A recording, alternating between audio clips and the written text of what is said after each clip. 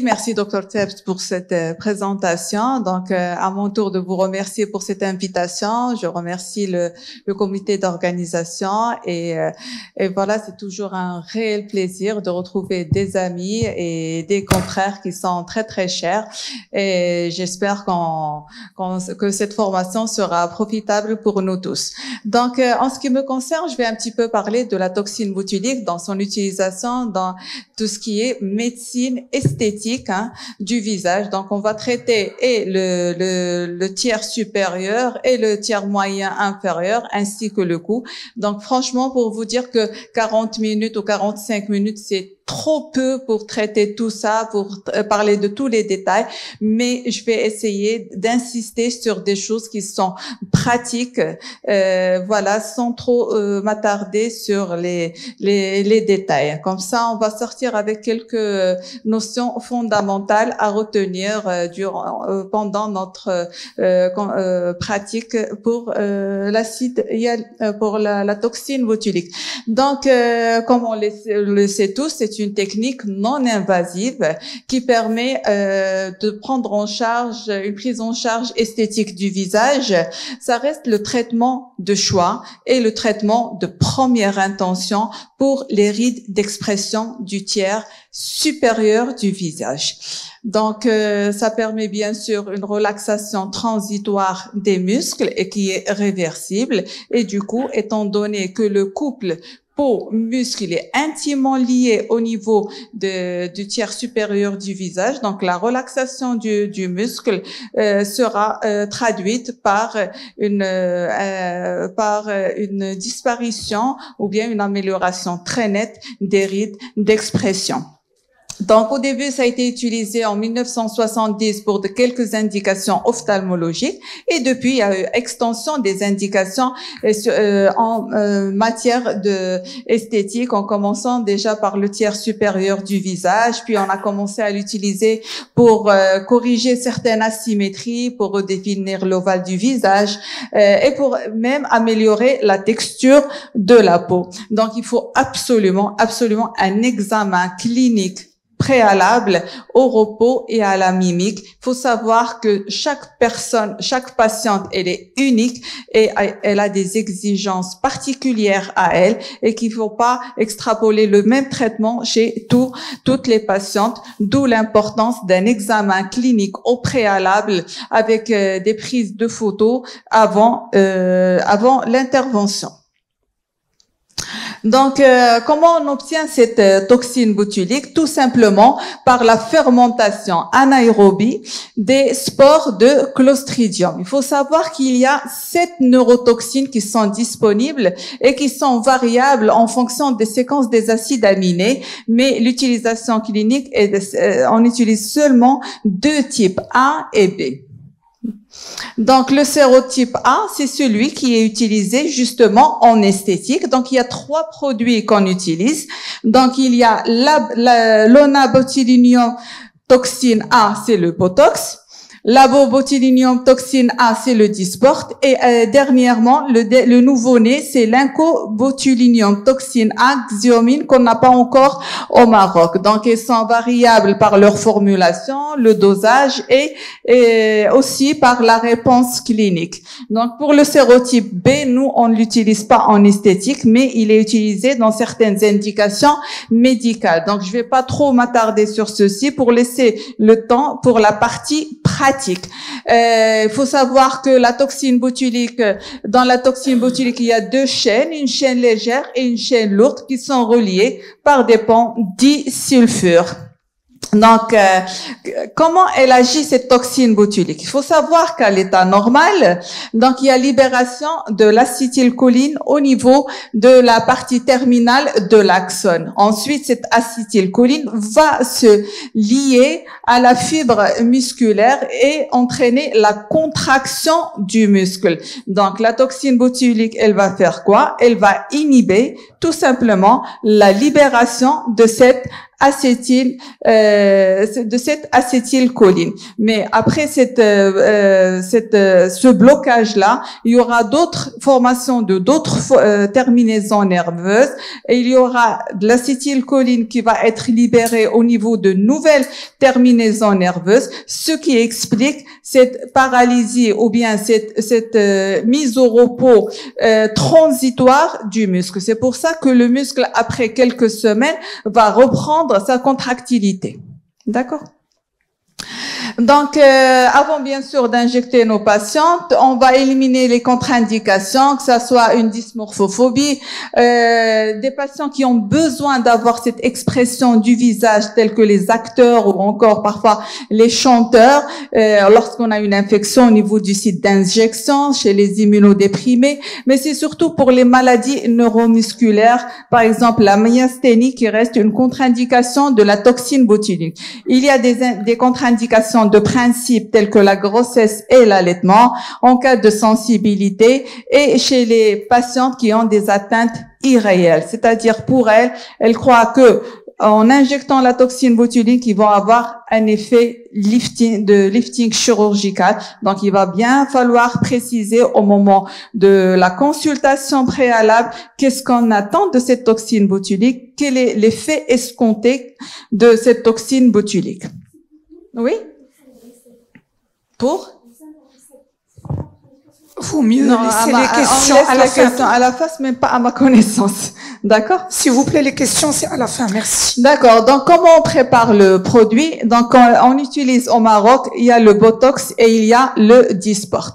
Donc, il faut savoir que déjà, une unité Botox n'est pas une unité Dysport. Il y a un ratio entre 2,5 à 3. C'est-à-dire, il faut 3 unités ou 2,5 unités Dysport, c'est l'équivalent d'une unité Botox. D'accord? C'est ça le ratio.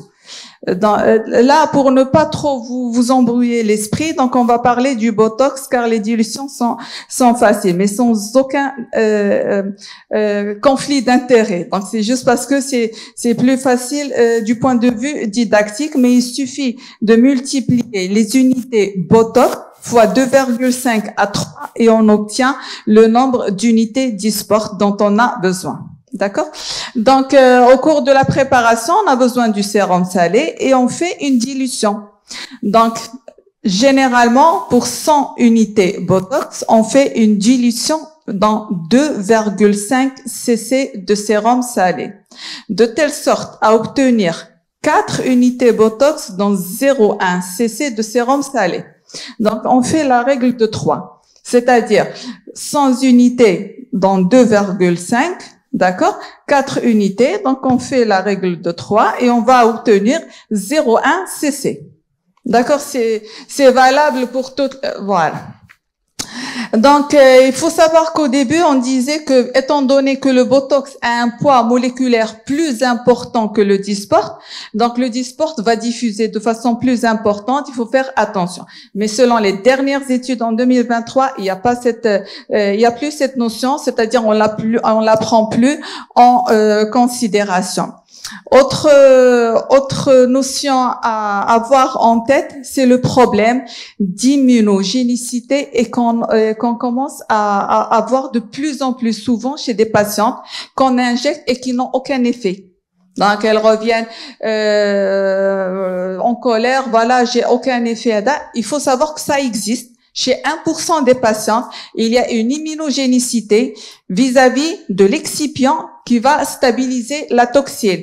C'est-à-dire, elle va développer des anticorps qui, à chaque fois, elle va être injectée, ils vont se diriger vers la toxine et ils vont la dégrader et du coup, la patiente n'aura aucun effet. Ça existe. Heureusement que c'est rare, mais c'est à avoir dans l'esprit. Donc, une fois constitué, il faut savoir que pour constituer le flacon, il y a une pression négative à l'intérieur. Donc, nous avons notre flacon de toxine, nous avons rempli notre seringue par 2,5 cc de sérum salé. Donc, quand on injecte à l'intérieur du flacon, il faut pas injecter. En principe, ça doit s'aspirer tout seul. Ben, si ça s'aspire pas, il faut appeler le fournisseur, il y a un problème. Ça, c'est une notion importante. Il faut que le sérum salé soit aspiré tout seul sans qu'on applique une pression durant la constitution du flacon. Donc, une fois constitué, il faut utiliser dans les heures qui suivent. Pour le conserver, c'est une température entre 4 à 8 degrés. Maintenant, ils disent que il peut pas être conservé plus que 6 semaines, mais il y a là aussi il y a des études qui ont montré que une toxine, un flacon constitué, il peut durer même 1 an. Il garde une certaine activité. Bien sûr, c'est pas la même efficacité, mais pour vous dire que c'est pas aussi fragile qu'on nous le fait penser. Donc voilà. Bien sûr, pour injecter, on va injecter avec des aiguilles fines, de l'ordre de 30 à 32 G.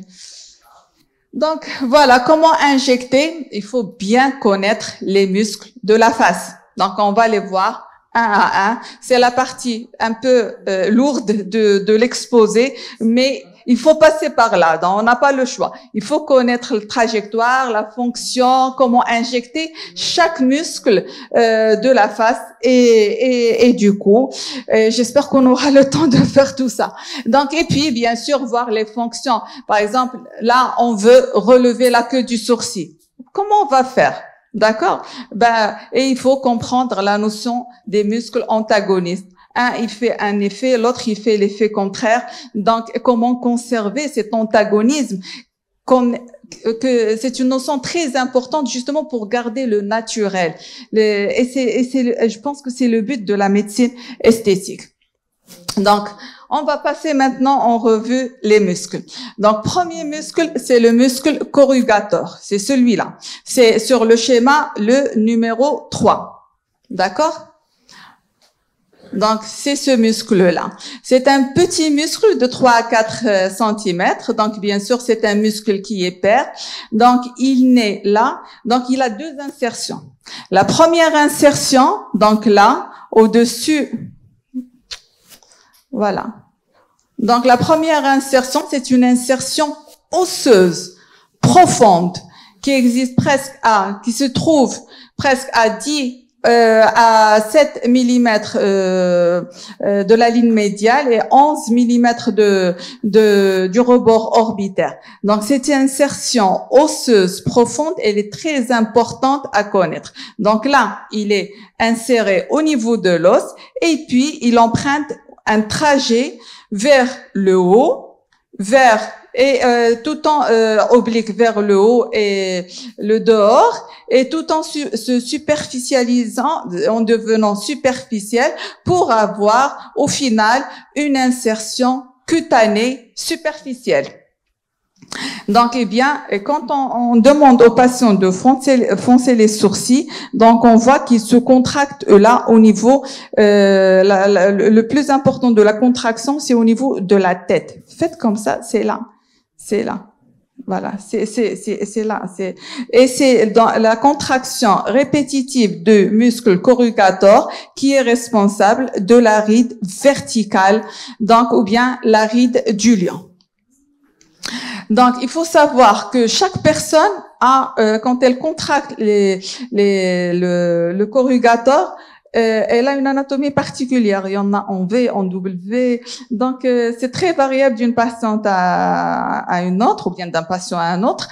Et il faut vraiment bien connaître cette insertion osseuse et cette insertion cutanée. D'ailleurs, c'est visible à l'œil nu et c'est pour injecter au niveau du muscle, c'est-à-dire au niveau du corps musculaire. En matière de toxines, on n'injecte pas les rides. Il faut oublier les rides. C'est un autre raisonnement par rapport à l'acide hyaluronique. On injecte le muscle. Donc, ne pas hésiter à palper les muscles. Bien sûr, au début, on va se fier à tout ce qui est repère, 7 mm de là, 11 mm de là. Mais il n'y a pas mieux d'apprendre à vraiment apprécier le muscle, à le prendre entre le pouce et l'index et injecter dans le corps musculaire. Là, vous n'allez pas avoir de complications. D'accord, parce qu'il y a une très grande variabilité entre les individus. Donc, quand vous allez apprendre à vraiment palper le muscle, à chaque fois, vous palpez le muscle et vous injectez dans le corps musculaire. Et oubliez les rides. D'accord? Donc là, les corrugators, c'est là. Est-ce que vous l'avez palpé? Ouais, voilà, ça c'est le corrugateur. Donc passons maintenant au procérus. Donc le procérus est très facile à injecter. Donc il est là. Donc c'est le muscle médian là. On peut dire que c'est l'expansion médiale du frontal et dans la contraction va donner la ride horizontale de la glabelle. C'est un abaisseur de la tête des sourcils, que ce soit le corrugator qu'on vient de voir, ou bien le procérus médian là, ils sont abaisseurs de la tête des sourcils. Ensuite, le muscle frontal. Le muscle frontal, c'est une file lame quadrilatère qui couvre tout le front. Et, notion importante, s'arrête au niveau de la crête temporale. Palpez votre crête temporale. Et quand on fait relever, donc, s'arrête là. Au-delà, il n'y a plus de frontal. Et ça, c'est une notion qui est très importante. Donc, quand vous allez demander à votre patient de relever les sourcils, donc vous allez voir qu'il y a des rides là et ça s'arrête là. Donc, c'est au niveau justement de la crête temporale. Il faut savoir que le frontal, c'est le seul muscle élévateur des sourcils. Donc, ne jamais injecter les 2 centimètres juste au-dessus des sourcils, sinon on risque d'avoir un abaissement des sourcils, chose qui n'est pas appréciée par personne. Donc, il faut qu'il garde cette fonction élévatrice des sourcils et pour garder ceci, il faut pas injecter les 2 centimètres juste au-dessus des sourcils. Donc là, le muscle orbiculaire, donc c'est un véritable sphincter. Quand on sourit, voilà, il se contracte et qui est responsable des rides de la patte doigt. Donc, remarquez déjà quand on sourit là, donc au-delà de la crête temporale, sa partie latérale, il n'y a que l'orbiculaire. Donc, et l'orbiculaire, il abaisse la queue du sourcil. Donc, si on l'injecte et il se relâche, on aura un relèvement de la queue du sourcil. Oui. Donc, c'est l'effet inverse qu'on va. Ouais, il baisse, on le paralyse, on va avoir un relèvement de la queue du sourcil. Donc là, c'est un muscle qu'il va falloir éviter parce que là, c'est la hantise c'est de la toxine botulique, c'est le releveur de la paupière supérieure. Et quand il y a passage vers, c'est-à-dire extension de la toxine vers le releveur de la paupière supérieure, on va avoir un ptosis, justement. Donc voilà, c'est ce muscle-là au dessous du petit papier. Je ne sais pas pourquoi ça. Voilà, c'est là. Il est juste au-dessous de la voûte orbitaire et il va là jusqu'à 1 centimètre du bord ciliaire. Donc, on a parlé de cette balance musculaire. Donc, comment on va agir sur cette balance musculaire? Donc, on a dit que le corrugator, le procérus, ils abaissent la tête du sourcil. Donc, pour relever la tête du sourcil, on va les paralyser, d'accord? Et en contrepartie, on garde la fonction élévatrice également du frontal. D'accord? Donc maintenant, la queue du sourcil. On a vu qu'au niveau de la queue du sourcil, au-delà de la crête temporale, il y a que l'orbiculaire qui baisse la tête la queue du sourcil. Donc en paralysant l'orbiculaire, on va relever donc c'est ça l'action antagoniste. Et c'est pour ça d'ailleurs, quand vous allez recevoir des patients qui vont vous dire non, je veux traiter la ride, ne la prenez pas parce que on va pas avoir un aspect naturel. Donc il va falloir travailler tout le tiers supérieur pour conserver cette balance musculaire naturelle et avoir un aspect naturel.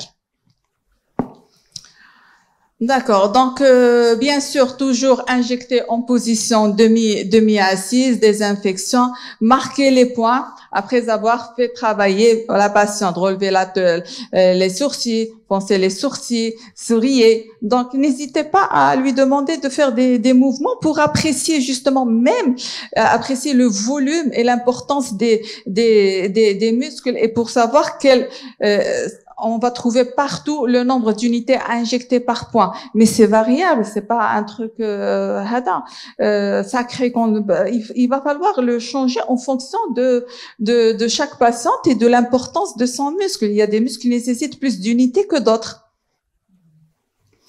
Donc, et quand vous marquez un point important, s'il vous plaît, à ne pas oublier, c'est ne pas injecter sur le point, parce que vous pouvez créer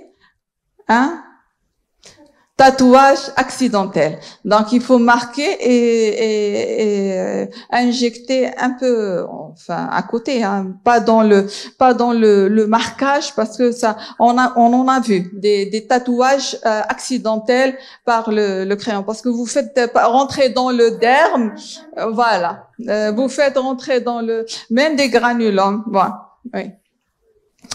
Donc voilà, toujours palper la crête temporale et l'orbite. Ne jamais injecter en dedans de 1 centimètre, parce qu'on a vu que la diffusion de la toxine elle est de presque 1 centimètre. Donc touchez l'orbite, le rebord orbitaire, votre rebord orbitaire, et quand vous allez injecter, c'est toujours minimum 1 centimètre. Au-delà 1 centimètre, ça fait comme l'index comme ça. Donc 1 centimètre au-delà de l'orbite et le visou toujours vers l'extérieur. C'est pour éviter la diffusion de la toxine vers les muscles oculomoteurs et pour ne pas avoir une diplopie.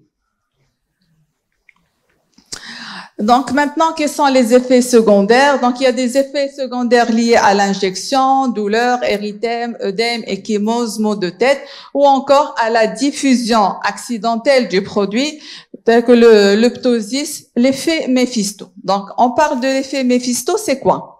C'est quand des patientes injectées vont avoir, c'est comme un accent circonflexe ou bien une surélévation inesthétique de la partie latérale externe du sourcil. Donc, elle est due à quoi?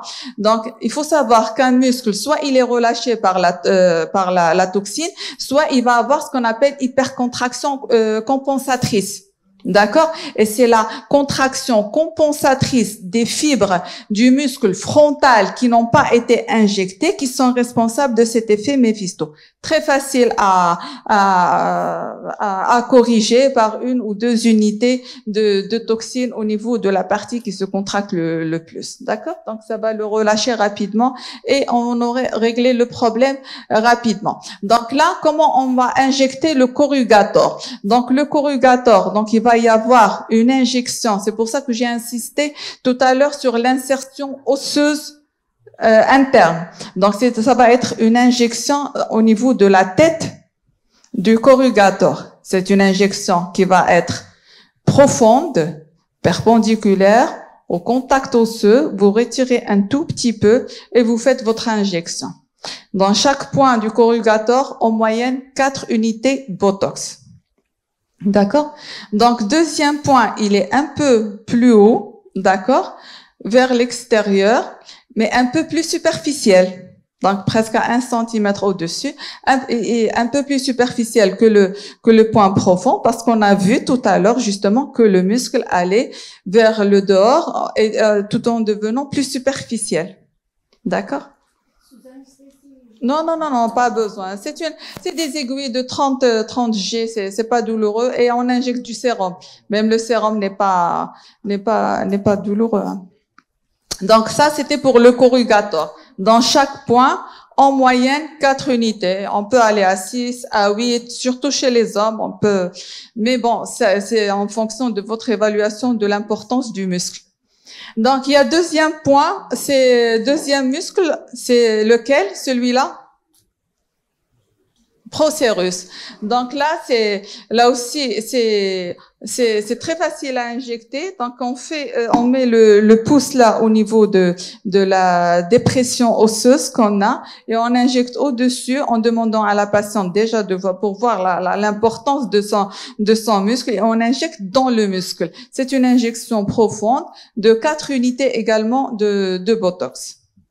C'est une injection perpendiculaire. D'accord, perpendiculaire, en intramusculaire, profonde, de 4 unités.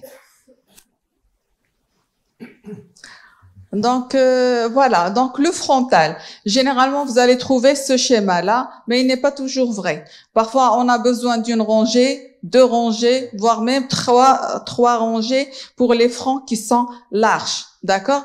La distance entre 2 points, elle va être de 2 cm, étant donné que la diffusion est de 1 cm. Par exemple, au niveau de ce point-là, ça va diffuser 1 cm. Au niveau de ce point-là, ça va diffuser de 1 cm. Donc là, ça va couvrir 2 cm.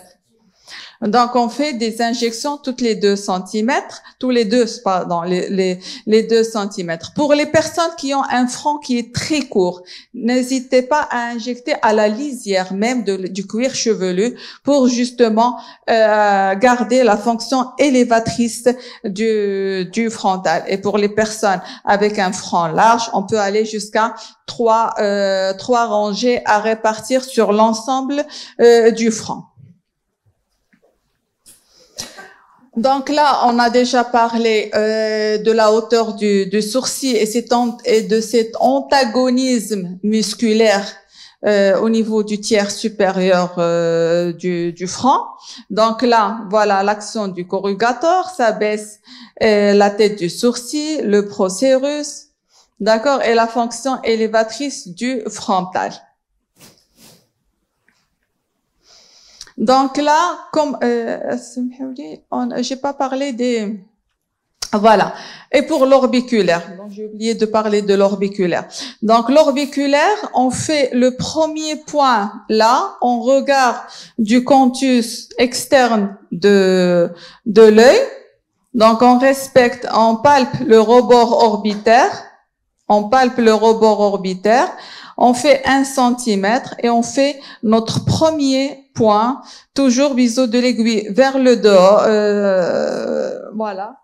Et puis, généralement, c'est 2 unités. Et puis, il y a 2 cm pour le deuxième point et 2 cm de celui-là vers le troisième point.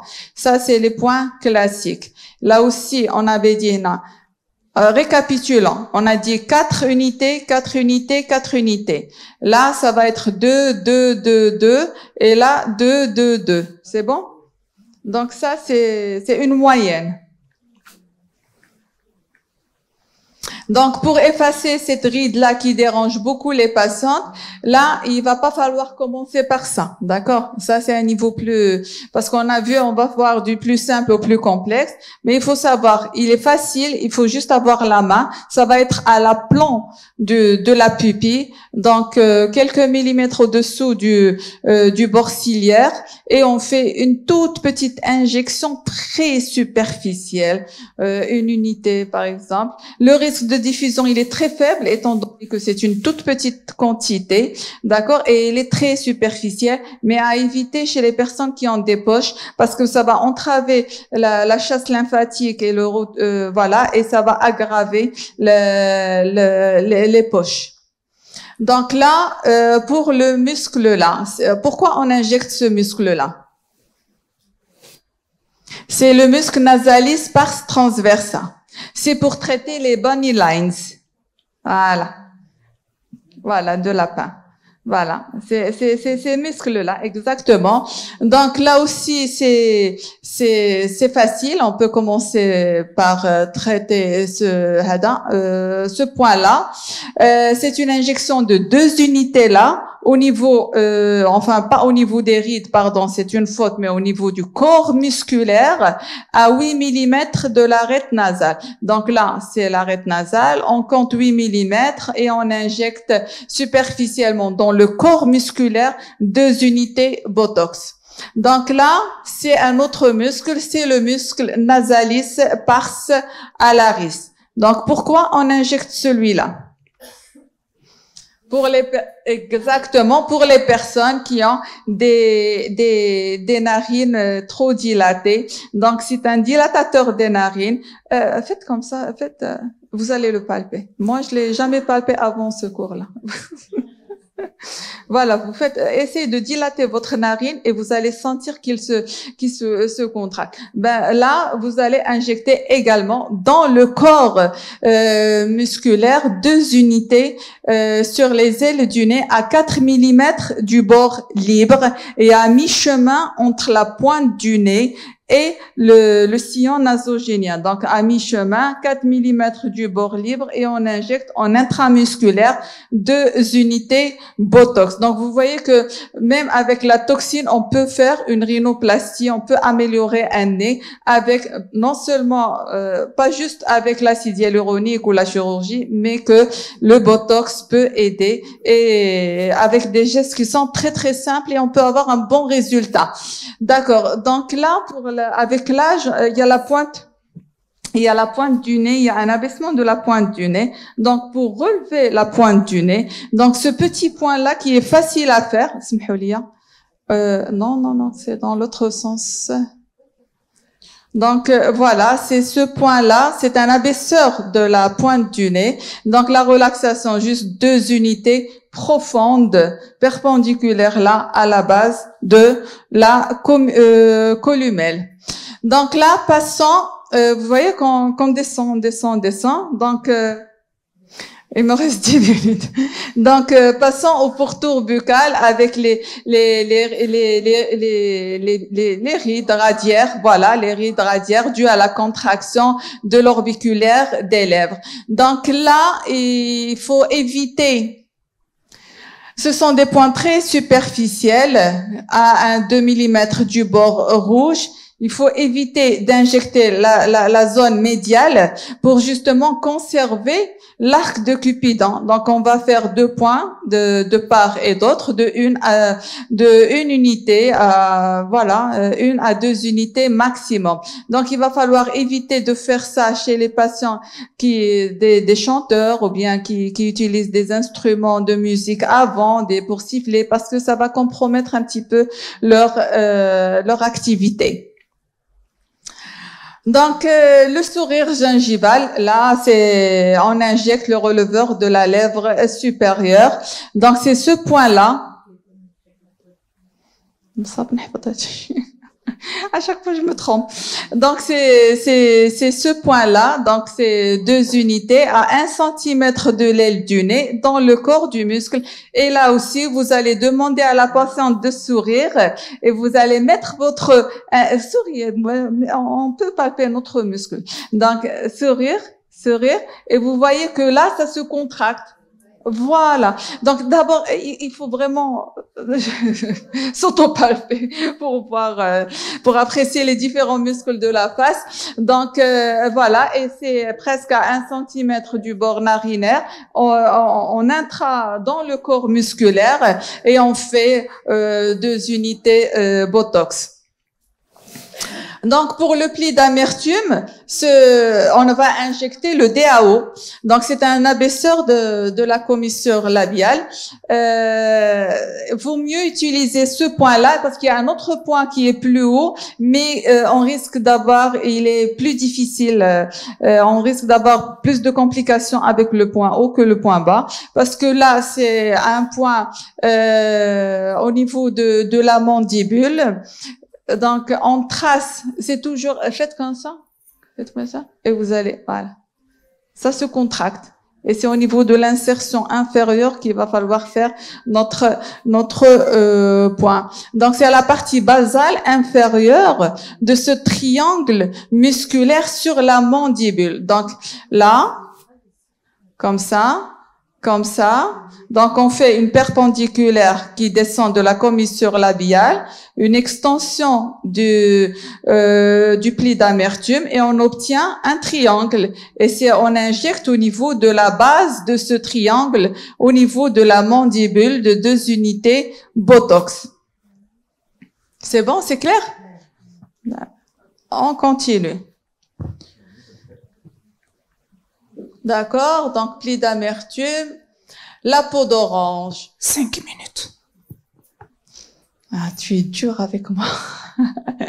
Donc, pour la peau d'orange, on peut l'améliorer par des injections du Montalis.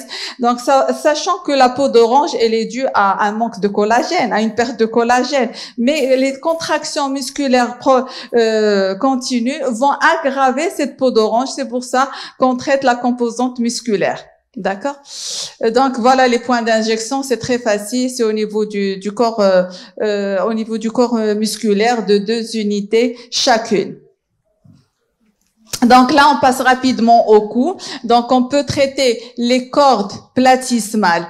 Donc là, la concentration doit être plus importante. Il va falloir diluer dans 2 cc au lieu de 100 cc, au lieu de 2,5 cc, 10 unités Botox. C'est pour diminuer la diffusion. Donc, et on demande à la patiente de contracter ses cordes musculaires et on va les palper on va les prendre entre l'index et le pouce et l'index et on va faire des injections tout au long des cordes platysmales de 2 unités Botox.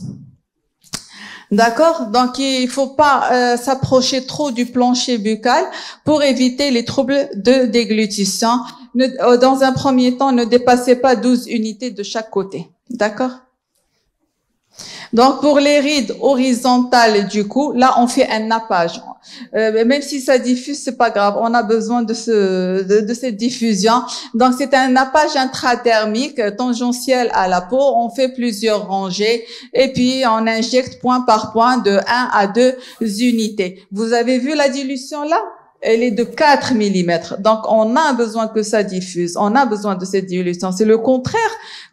C'est le raisonnement inverse avec les cordes platysmales. Donc là, les rides obliques du décolleté, là aussi, c'est un nappage. Donc, et là, on va diluer. Ça va être encore plus dilué. Et c'est des injections en intradermique pour recouvrir l'ensemble du décolleté. Donc, un tout petit mot pour ce Nefertiti Lift où on injecte les cordes postérieures. D'accord. Donc, c'est on injecte. Pardon. Donc, quand la patiente contracte, ça tire tous les tissus vers le bas. Donc, nous, on injecte pour que ça relève vers le haut et pour avoir une meilleure définition de l'ovale et une démarcation nette entre le cou et le visage parce que c'est un signe de jeunesse et de beauté. Donc là, ce sont des points de 2 à 3 unités par point le long de la mandibule. Ne jamais aller au-delà du sillon nasogénien, l'extension du sillon nasogénien. On veut pas que ça se relâche ici. On veut relâcher là. D'accord? Donc, et puis, ne pas dépasser 15 à 20 unités par côté. Ne pas injecter les patientes qui ont vraiment un visage qui est lourd ou lorsque le tissu adipeux est très important, ça va rien donner. Il va falloir faire un lifting chirurgical dans ce cas-là. Et voilà, je conclue, je pense, dans les temps, en disant que les injections de toxine botulique, c'est un excellent traitement des rides d'expression, de tout ce qui est tiers supérieur et autres indications qu'on a vues, mais ce n'est pas une panacée. On peut pas régler tous les problèmes. Donc, elle a ses limites. Il faut savoir qu'on pourrait la combiner avec beaucoup d'autres techniques, que ce soit comblement, peeling, laser ou autre, et qu'il va falloir une bonne formation avant de commencer ces injections de toxine botulique. Et je vous remercie.